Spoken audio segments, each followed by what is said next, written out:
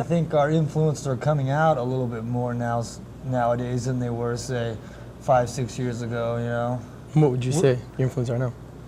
Our influences now, gosh, anything from Hank Williams to the Ramones, you know. It's a very wide crossover generalization of music we like to listen to, but our biggest influences right now, I think, are like older 50s style rockabilly bands and things like that.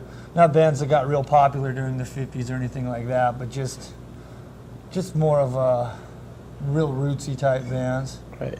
Like X is a big influence on us as well. Speaking of which, we grew up listening to those guys, so there's a place there for them. John Doe from X, I read in an interview that they asked him what his favorite bands were, and he stated that Social Distortion was one of his favorite. That's because he's a happening dude. That's all I can say about John Doe. So how would you feel about the whole LA scene now, what you came out of in the early 80s? The whole LA scene now is about money, you know? I mean, it's like, nowadays you go to Sunset Strip and there's 500 kids hanging out on the strip, but they all have long hair and they're doing the metal thing and the glam crossover, and they have all their fancy cars and everything like that, so the LAPD lets them hang out, you know? I mean, you get 100 punks out there on Sunset Strip and they cause a riot, so it's really, you know, it's not in the best of shape really for real alternative original music, but there's a lot of underground clubs that are happening and things like that still keeps it alive, but it's just, you know, it's real popular now to have long hair and do that whole route, you know, which is something that we've tried to stay away from, is doing things that are popular or trendy or anything like that. We've kind of tried to forge our own direction and do what we want to do. What would you say the next step musically would be for Social Distortion? The next step musically is, after we get done with this tour, we're going to go start working on demos for a new album and putting out another really, really rocking new album.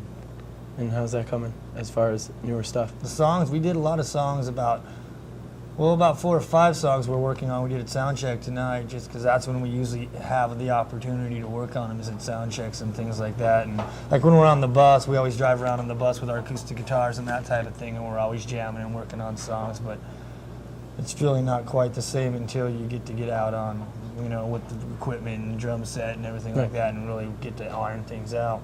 When you started out in the 80s, like the big thing, like back in like 80, when did the band start exactly? When did you first? Right around the turn of 1980, you know, right about when we were still in high school then, started playing backyard parties and things like that, you know, and really started to put a lot of effort into the band and things like that. So you, like, out of the bands that came out at that time, like such as Black Flag and the Circle Jerks and all them, you've outlasted them. Yeah, we were over across the street at the cemetery, and there was this one tombstone that said, we remained, but they fled. And I think that's what sums up the whole picture. They're all doing their other thing, you know, they're doing what's trendy or whatever they want, but we still feel pretty comfortable with what we're doing, and we still enjoy it, so I think that's what enables us to keep doing it. Other than that is just like a bitter determination to make this work. Beautiful. So as far as you know, the demos that you plan on doing, how's the reviews of this latest album, Social Distortion, been going?